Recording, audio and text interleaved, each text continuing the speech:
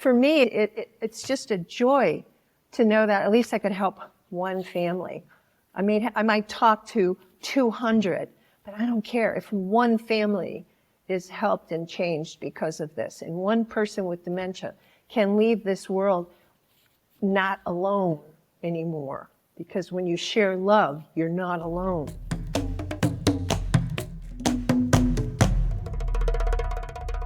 Hello and welcome back to Regeneration Nation, Costa Rica. I'm your host, Jason Thomas, and I have a very special guest with me here today, Katya Deluisa.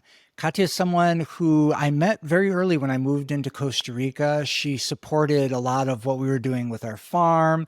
And when I had a store in town, a community center, she came by to support us.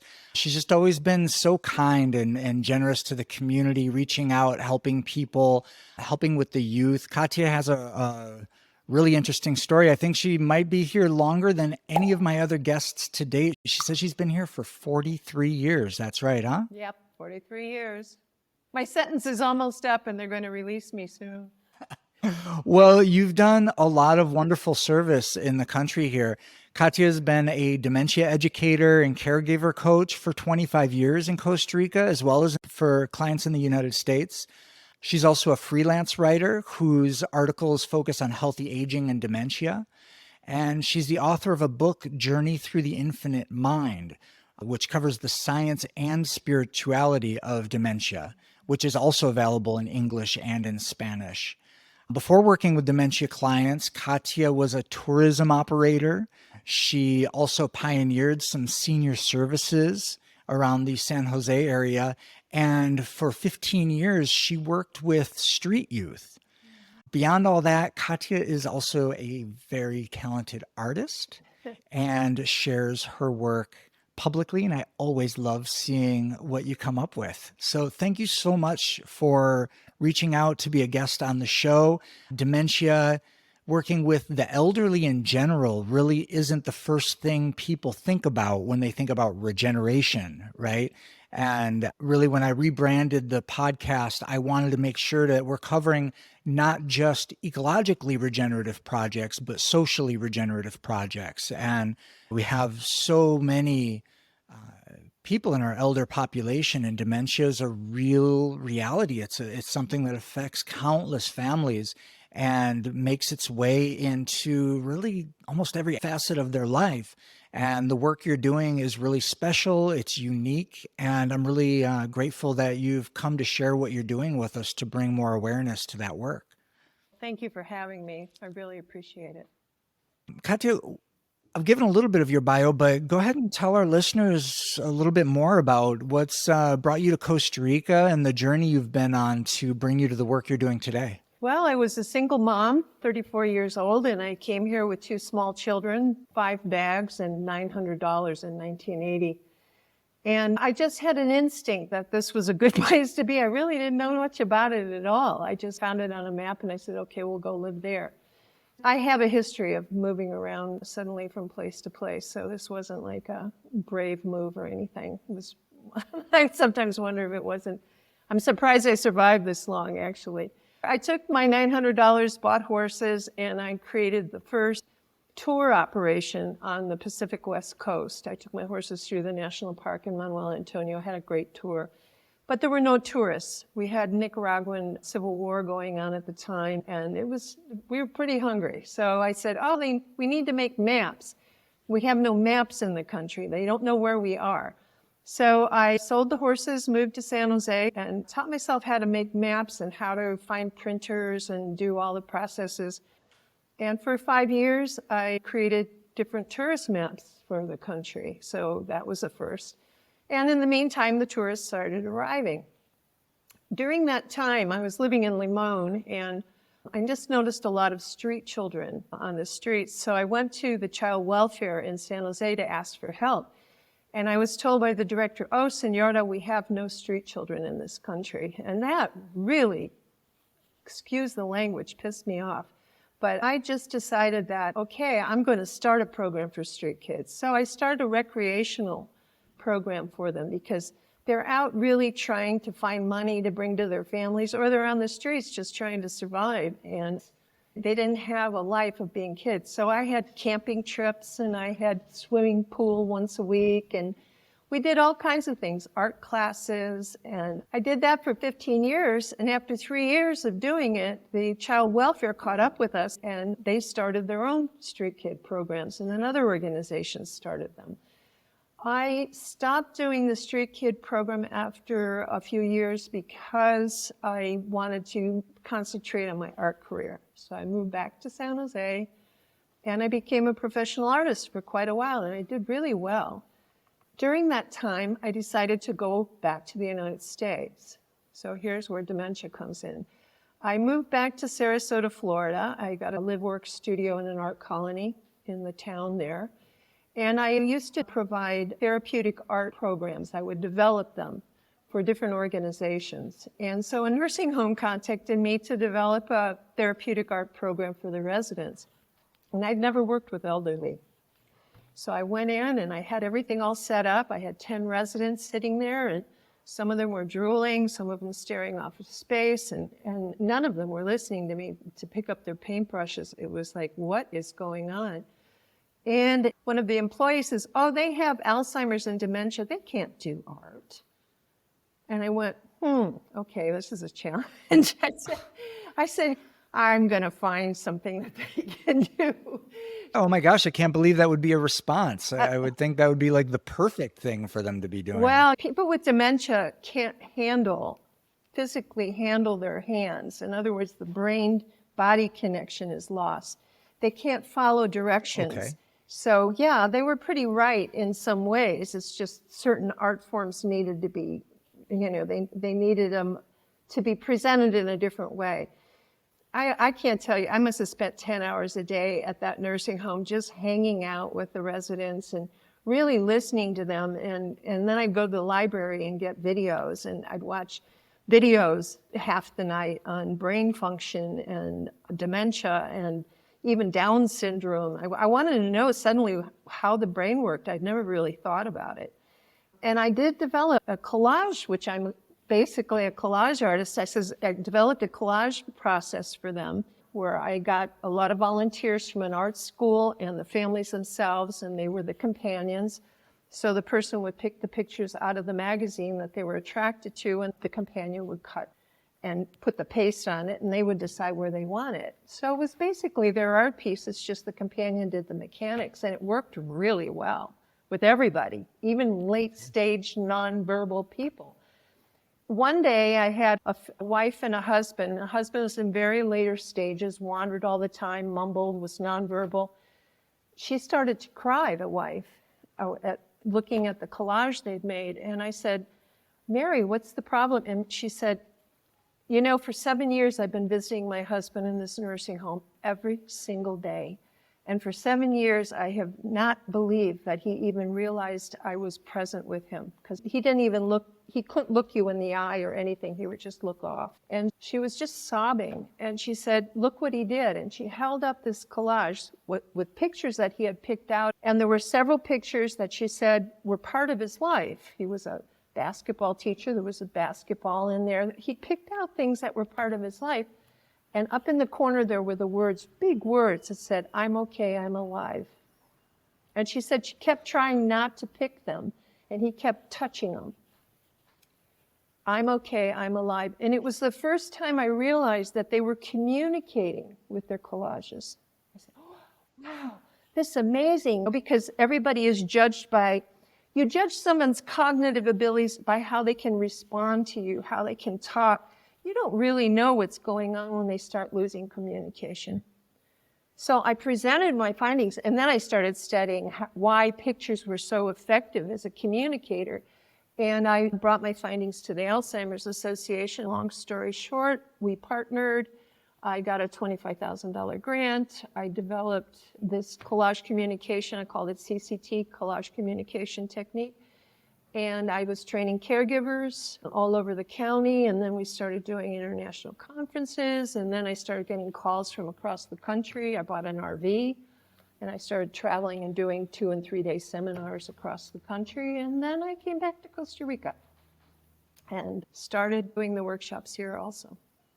Oh my gosh, I'm just like covered in goosebumps. That's, like that story of awakening opportunities for communication is it's particularly moving for me.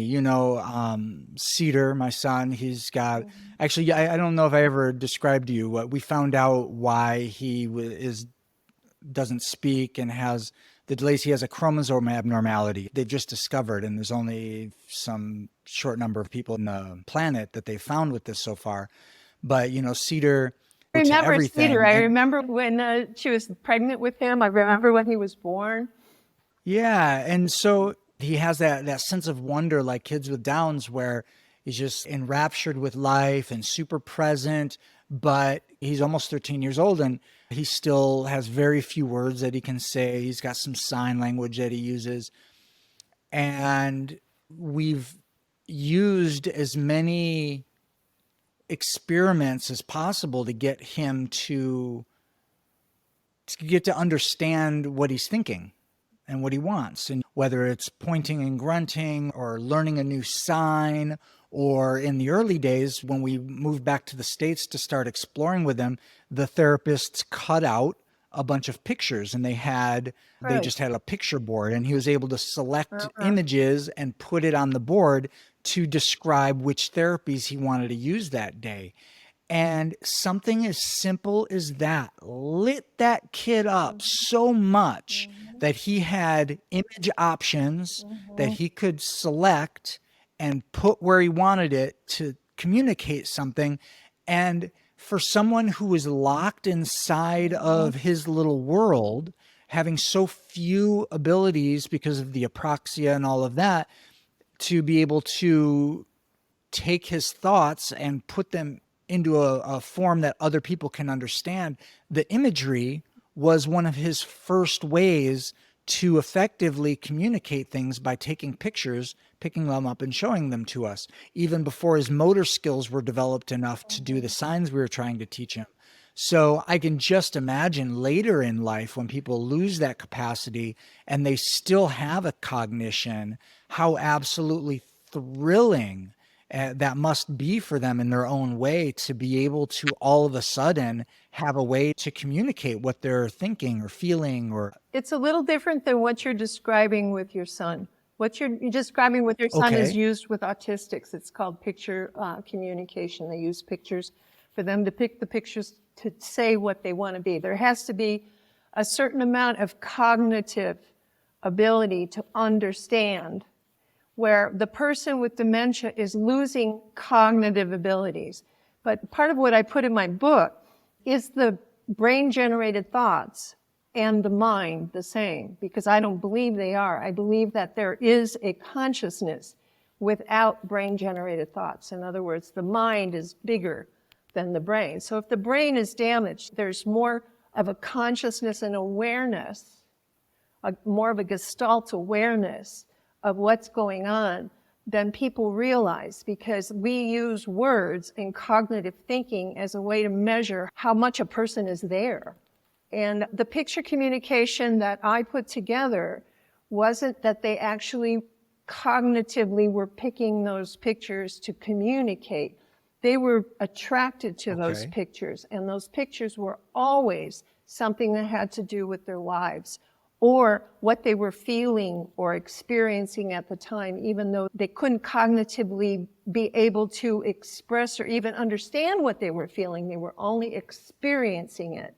They would find a picture that would correlate to the experience without thinking about it. In my art classes, I always taught people to shut off their thinking brain, because if you're in the creative space, the actual creative space when you're doing art, you're not thinking. The art is creating itself, and when you look at your finished art piece, you're looking at your interior self, the self that you usually don't see. And that's what happened with this collage communication process.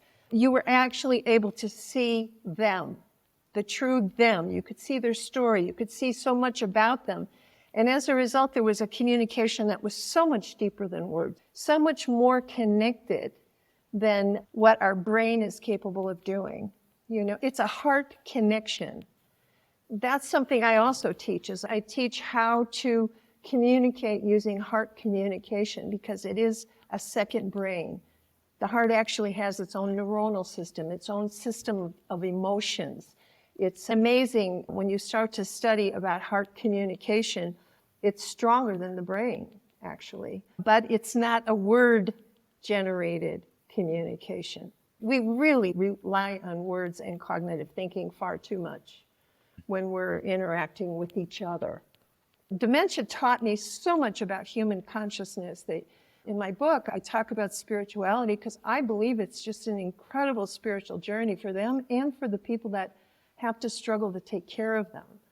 You know, you're changed, but the whole family is changed when someone gets dementia. And Definitely. It doesn't have to be negative. It doesn't have to be. And that's how I focus, is I educate on what is going on in your own brain. How does your own brain, do you know how your own brain works? I ask that to groups when I'm doing talks, and nobody ever raises their hand. Nobody understands the neuronal system of their own brain. So how are they going to understand what happens to somebody when that system gets damaged? So part of everything I teach is a basic how the brain functions and then how it's changed by dementia. All right. Well, now you've got me curious. Can you describe what you understand about what exactly happens when dementia comes on? What are the physiological as well as, I guess, consciousness changes that are happening? Okay. Well, the brain is a physical organ. It's like a computer. It really is like a computer, but they have not built a computer that can even equal the abilities of the brain. I know you start to lose memory, but your conscious understanding, your conscious awareness is only 5% of what your brain is doing. 95% of your brain is a totally subconscious function. And that includes memory storages and experiences and everything else. So when people have dementia, what's noticeable is that 5%. They're losing that 5%. But they're not losing so much of that 95% that still has information intact. But again, how do you communicate subconscious information? With Alzheimer's disease, it's a process where beta amyloid is a sticky substance that our brain normally produces, and we normally keep it under control and flush it out. With Alzheimer's, it accumulates, and it accumulates on the neurons that pass all the information. And that sticky substance kills the neurons and destroys the connections between the neurons, which are the information centers. And they have to communicate all the time. We have 86 billion neurons in our brain. And each one of them has over 5,000 connections to other neurons. So you can imagine the storm of electrical activity going on in a person's brain. The neuron is intact, but the connection to the information is broken. So they lost the words to explain. They can't piece together the steps to do something like to make a sandwich. Just to make a sandwich it can have anywhere from 8 to 15 steps to make a simple ham sandwich. And you have to know what sequence they're in. You have to know where everything is, remember where everything is. You have to remember how it's stacked. You have to, first of all, imagine what it looks like before you even go to make a sandwich. That's lost. You lose the ability to imagine something in your mind. We take so much for granted. We do. You know, when you lose memory, there's been science, I do a lot of studies on science because it's the best way. When I'm talking about consciousness, people, oh, wow, that's so woo-woo. No, but then I can give them scientific fact that backs all of this up. And one of it is that they discovered that when the memory centers in the brain, the imagination centers are also triggered with the memory centers. In other words, you have to have memory to have imagination. So as a result, people with dementias are losing memory, are losing imagination. If you lose imagination, you lose the ability to plan future. You can't plan the future because you have to imagine the future. It's just fascinating when you start looking at consciousness and how we work consciously, how our consciousness operates, and then how it operates when pieces of that consciousness, that operational system is damaged. And that's where dementia is. I mean, they lose attachments, they lose ego, and eventually they lose the mind-body connection, so they actually lose the connection to pain. And if they're cared for properly, they lose suffering. Those are the three elements in Buddhism that lead to enlightenment. And that's 2,000-year-old philosophy. Release of attachments, release of ego, and lack of suffering, letting go of suffering. So it's all about letting go. And in dementia, it's just like unraveling this ball of string. And it looks like it's getting smaller, but at the middle of that ball of string is the connection to everything. They're connected to everything. And to us, it looks like insanity because they're floating from one consciousness to another. They're mumbling to themselves or talking to invisible people. Who the heck knows if that isn't really something that exists? And their veils have come down and they're actually able to live in those realities.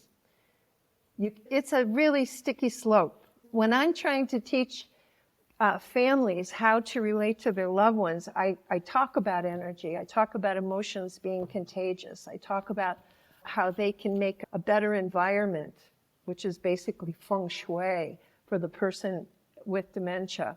I talk about how to work with their energy frequencies of emotion. Only I don't use those words, but I basically have a very simple vocabulary that explains these things in a way that's palatable to a person who has never thought about them or experienced them consciously.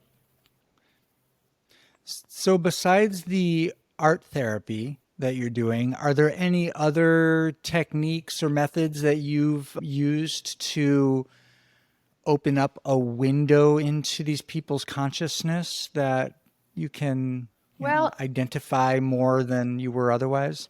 I stopped with the art therapy quite a while ago. When I started doing the focusing on the communication, there's only so many things you can do at once. Helping to educate people to understand the inner world of their loved one's dementia.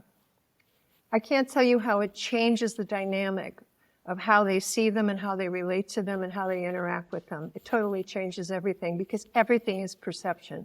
When we perceive them as being nothing but a problem, when we perceive them as being this is a horrendous situation and I'm a victim of it because I have to take care of all these people, it's a terrible dynamic for everybody involved. And it can't be helped unless they get educated about what the possibilities are and what is really going on. So my whole focus is education on dementia and how to use very simple tools to make your life better for both of you, for both the person with dementia and for the rest of the family, because what you learn, you can teach the rest of your family. And for the person with dementia, the saddest part of that initial job that I had in that nursing home was seeing how alone they were. Even when they're surrounded by their loved ones visiting, they were still alone because there was no meeting of them. There was no meeting between them. The families were doing their mandatory visit and they were already emotionally detached from the person. The person had become so strange and you couldn't connect with them anymore. And it was heartbreaking for me to see that because I spent so much time with those 25 residents, I really got to know them. And I know it was heartbreaking for them, even though they weren't cognitively understanding what was going on. They're basically alone in this bubble of dementia, even if they're loved by the people outside of them. So being able to open communication like what happened with your son, where your son was able to reach outside of his bubble and communicate some of his needs, for him that was just the world just opened up for your son. And the same thing happens for people with dementia. It's not the same, but it is the same in the sense of how they are, how you feel emotionally. So what kind of techniques are you using? What kind of things are helping? For instance, I've just started a new technique of how to release suppressed anger. I write articles and I think about something where there's a specific problem in dementia between the caregiver or the person with dementia or both. And I write an article and I post these articles all over the world. I'm on a lot of different sites. And they get incredibly good responses. And then I think, okay, now with this problem, how can I create a therapy that would help to alleviate that problem? And recently I wrote an article on repressed anger and how it makes the caregiver sick. And then it just came to me that I figured out a way to do an actual exercise that they can do that will help with repressed anger, because often repressed anger is not just about their situation with dementia. It goes much farther back. And so being able to release the energetics of the anger is more important than talk therapy. In other words, talk therapy, I feel, just reinforces the problem because your neurons are reconnecting and getting stronger. Every time you tell the story where it hasn't been resolved, if it's still a problem, if it's always a problem, the same problem over and over again, you're strengthening those neuronal connections to that problem, makes it harder to finally move on from it. I believe that there's a voice, a sound. I'm working on that. I'm going to actually be doing a trial session with a caregiver in Estorils. For myself also, I've got a lot of repressed anger. I'm not a caregiver, but I have repressed anger. And we're both going to do it. And we're both going to feed back and forth information on whether this works or not. And then if it works for both of us, then I'll write it up and it'll be incorporated into my caregiver training.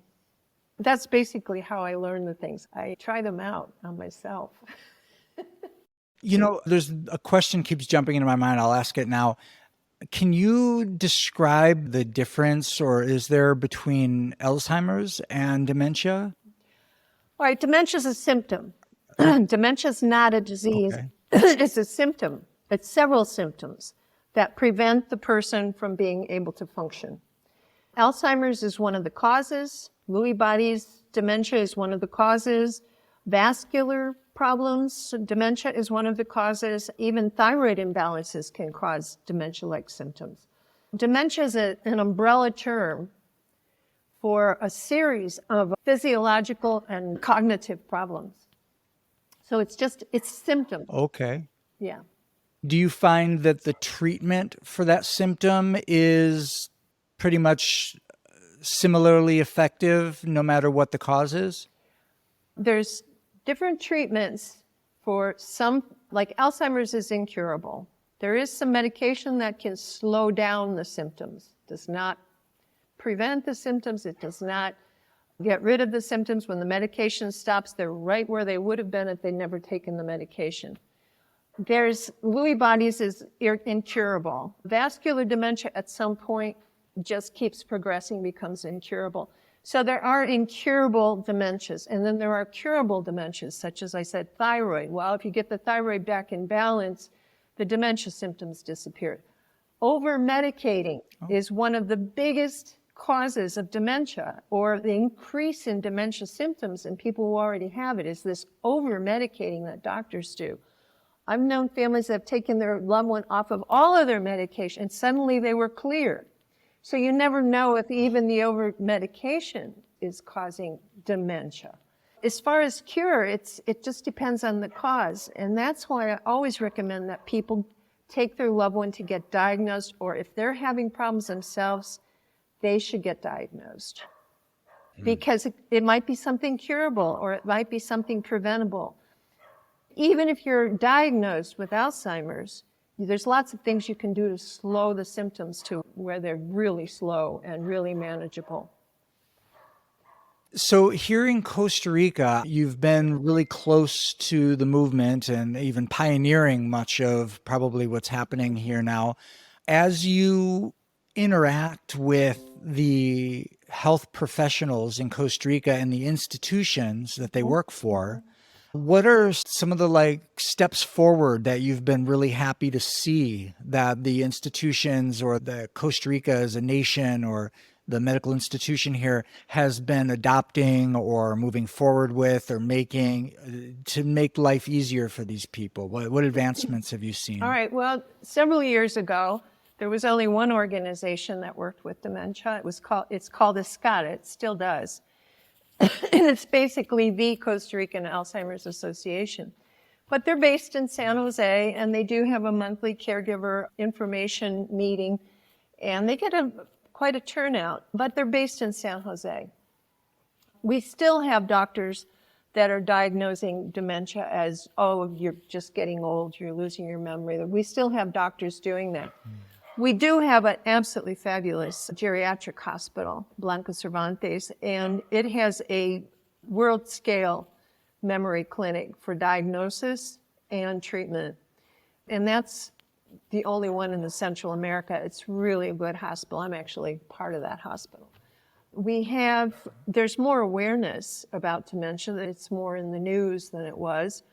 But we're still pretty far behind the rest of the world. And even the rest of the world, they just don't know what to do with the steadily increasing numbers of people getting dementia. I mean, 50% of people over 85 have cognitive issues. 50% of all nursing home people have Alzheimer's or other dementias. And Alzheimer's starts to show up usually around 65.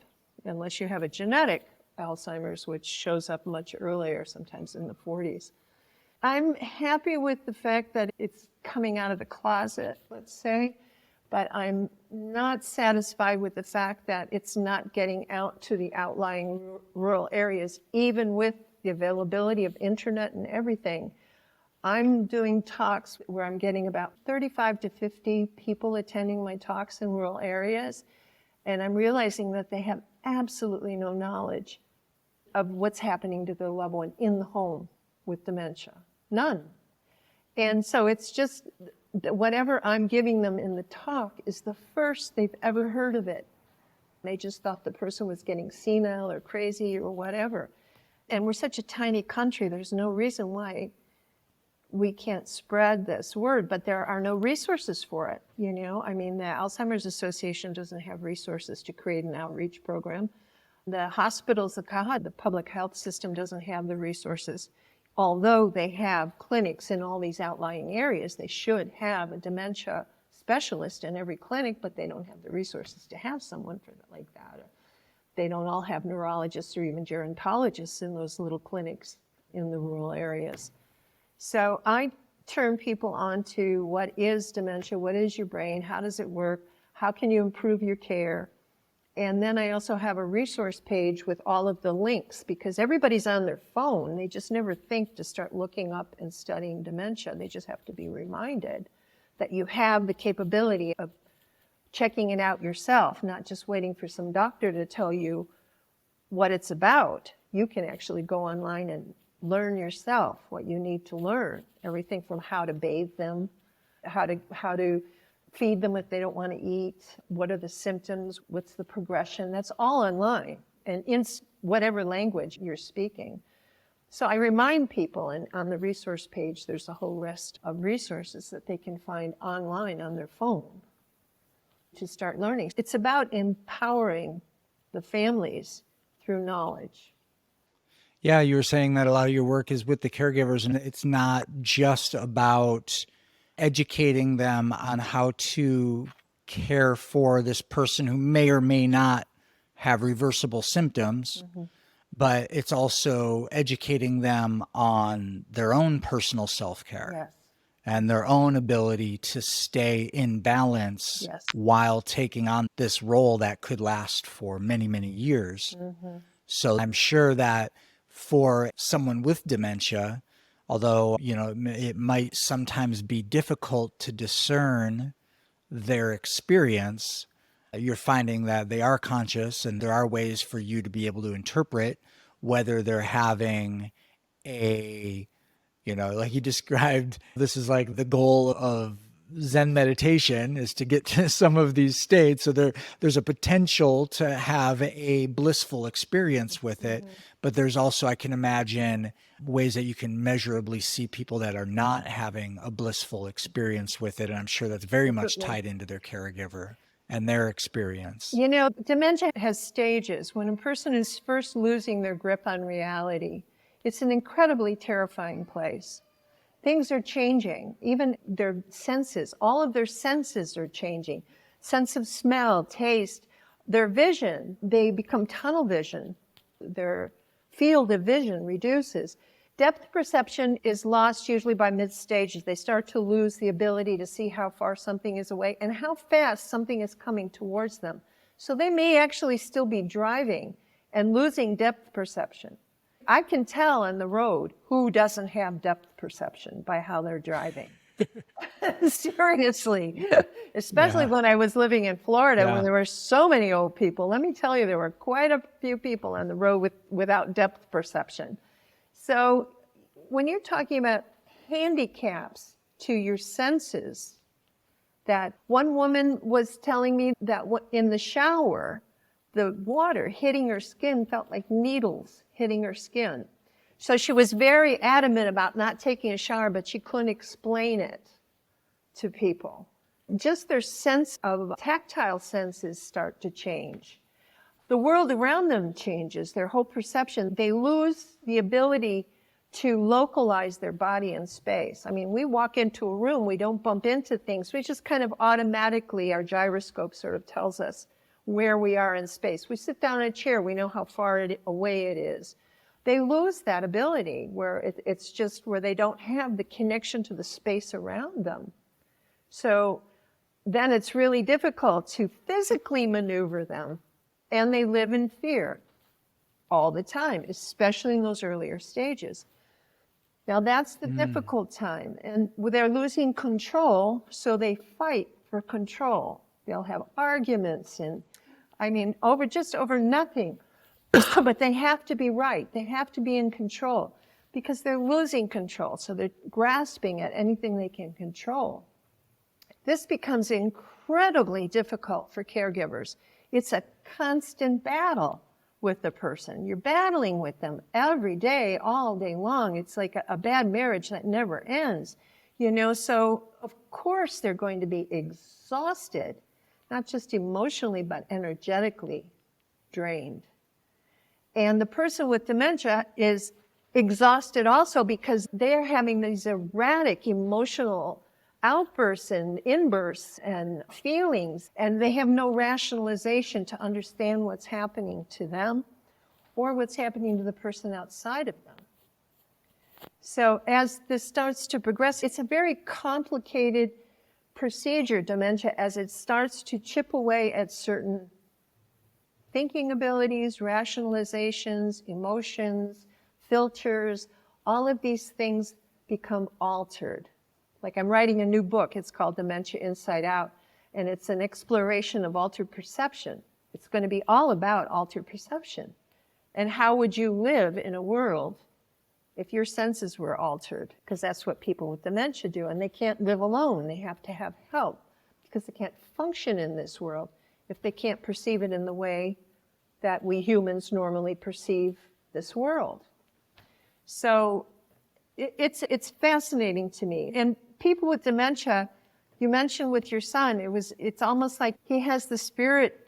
Down syndrome children are just like angels. People just love them. And you hear it over and over again from Down's parents. They just are so happy they have this child because there's a energy that they have that is just, you just want to hug them, Why?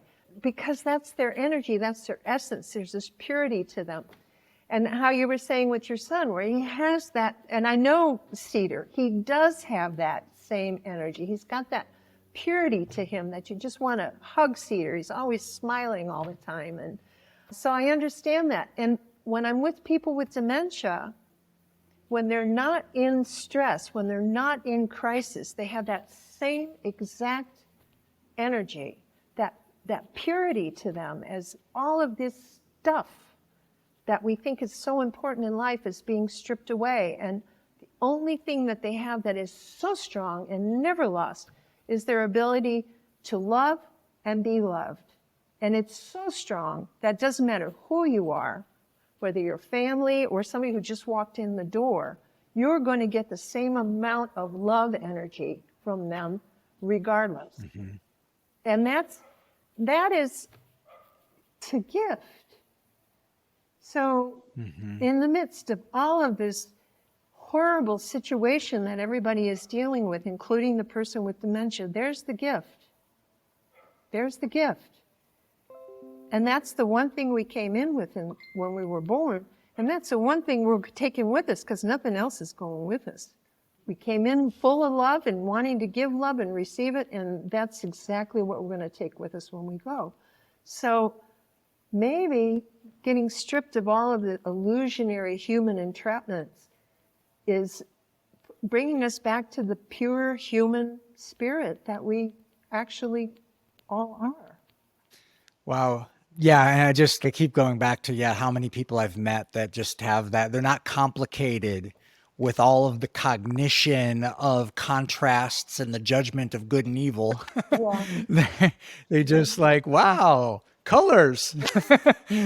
Oh, warmth. How nice. That's enough. And it really is a gift. And it's a gift to be around those people, especially if you're in the mindset to receive it as a gift. Yeah.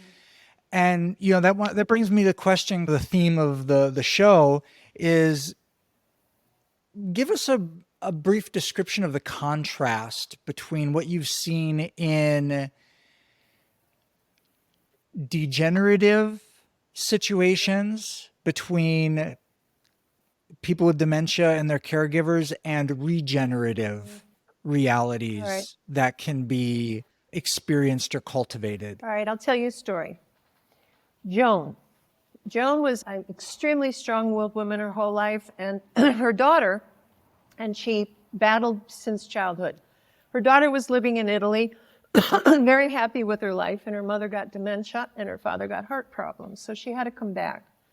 So I met the daughter, Catherine, when she hired me to do an assessment of her mother. She wanted me to do an assessment. So I actually lived at their house for 2 weeks and oh my God. Joan was a fighter. She would fight over everything. She was a control person all her life, and now she's losing control. It was so difficult. And I was realizing that I'm not a proponent of nursing homes unless there's no other option. And for her father, who was the only caregiver in the house, he had heart trouble, and he was getting sicker and sicker with the battling with his wife. So I had said to Catherine, I said, I don't think home caregivers are going to be good. I think you're going to have to place your mother. And I had learned, in that 2 weeks, I had grown so fond of Joan. I loved the fight in her. She was just fighting to stay Joan. And I just saw that as, it was a pain in the ass, but I just loved her for that. And I told her daughter, I says, when she loses that fight, she'll leave. She'll be gone. And she never lost that fight, even in the nursing home. They kicked her out of 2. And Catherine hired me to be her advocate just to make sure that she got what she needed. I also worked as an advocate where nursing home residents' families would hire me to go in several times a week just to make sure they got cared for if they were sick, that they weren't sitting in dirty diapers, and I can't even begin to tell you things I found. So anyway, it was a year of spending time with Joan and her daughter and counseling her daughter on how to perceive her mother in a different way, rather than taking all of the troubles she had with her mother from her childhood that she had stuffed and bringing them into the presence. I says, your mom is becoming different. She's in the process of becoming. And I says, you're probably going to find the absolute person that you always wish you had known now. And so we worked on that, and she became Joan's strongest advocate. Man, if I found Joan wet where she hadn't been changed or something, Catherine would go in and raise hell at the administration. So she started becoming the advocate for her mother. By the time, I'd say 6 months before her mother had died, those two were so close, so loving, so unconditionally caring about each other. Catherine's still in touch with me. Joan has passed. And she's still in touch with me, and she still thanks me for what I was able to show her to shift her perception about her mother and go to that pure spirit that her mother always was, but was just covered up with all of that stuff that we have in life, those opinions, the control issues, all the other things, because those were all stripped away gradually, and to the point where Joan was just, she was just this loving, incredible spirit. And if Catherine hadn't shifted her perception, she would have missed all that. Her mother would have passed and she would have missed it. She was able to resolve her issues, her lifetime issues with her mother in the last 6 months of her mother's life. And as a result, Catherine could go forward with no guilt, with no resentments, and with no residual issues that will color her life forever. She was able to work through those.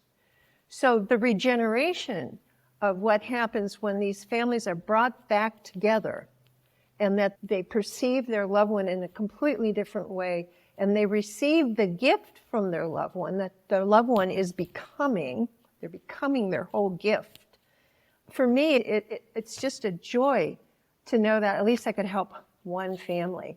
I might talk to 200, but I don't care if one family is helped and changed because of this, and one person with dementia can leave this world not alone anymore. Because when you share love, you're not alone. I don't care where you are, disabled. Sharing love, you are always connected. It's all worth it to me. It's all worth it. That's a perfect story. Thank you so much, Katya. We are coming to our time here. Is there anything else you want to share about dementia or living or caretaking with our audience before? I would like to say that we have the Rural Project. It's called the Dementia Education for Rural Costa Rica going. Anybody who's in the country who would like to volunteer with this project or to help us to come to your community in some way, like I say, we're out of pocket. We have no funding for this. There's occasional gifting donations by really nice, generous people. But we do need a lot of involvement. We function with community involvement, basically. They pretty much help us put it all together. I also have a Dementia Learning Institute that I just put online. It's called Dementia-Learninginstitute.com. Check it out. I have my articles are on there. They're free and anybody can read them. Oh, we have a Facebook expat support group on Facebook. And we have a Zoom. There's a Zoom support group that we've created twice a week for caregivers of people with dementia or cognitive decline living in Costa Rica, because you have no families, you need the support of each other. It's grown to where we have 2 a week now. Just contact me at kdeluisa@yahoo.com. And Okay. I will steer you to the people that you need to know about, who need to know about you. Oh, And the Zoom group is really great because since COVID, we learned that Zoom is really a great alternative to getting together when you can't. You know? yeah. Tell us a little bit about theinfinitemind.org. TheInfiniteMind.org was started before COVID. It's the Infinite Mind Dementia Project. It's still, the Rural Project is within the Infinite Mind. And infinitemind.org, you can go on there and see the projects that we were hoping to get off the ground. There's still, there's still seeds that are waiting to sprout. And it's in Spanish and English. The Dementia Learning Institute's only in English right now, but you can get it in Spanish or English. You can actually give it to your neighbors or anybody that you know in the country that has dementia and that they're dealing with this, and they can go on there. There's a lot of information. Oh, and internationally, I've started a coaching business. People can interact with me directly, and I can help them with their individual situations. Okay. Is one of those websites they can learn more about that, or just contact you directly through your email? On the Infinite Mind, there's a little bit about it, but on Dementia Learning Institute, I have a section on the coaching, so they'll learn about it there. So it's dementialearninginstitute.com, and hopefully that will be off and running with workshops and a lot of YouTube information available to people on that site. within this year, hopefully. There's a lot to be done. There's so much to be done. Always. Yeah. Until we get dementia, and then we don't have that thought anymore. Actually, if you're cared for properly, you're a happy camper towards those last stages. It's like, oh, you're living in the moment. You're just everything, whatever. If the moment is a beautiful place, you're perfectly happy. If the moment is a beautiful place. So, yeah. Wow.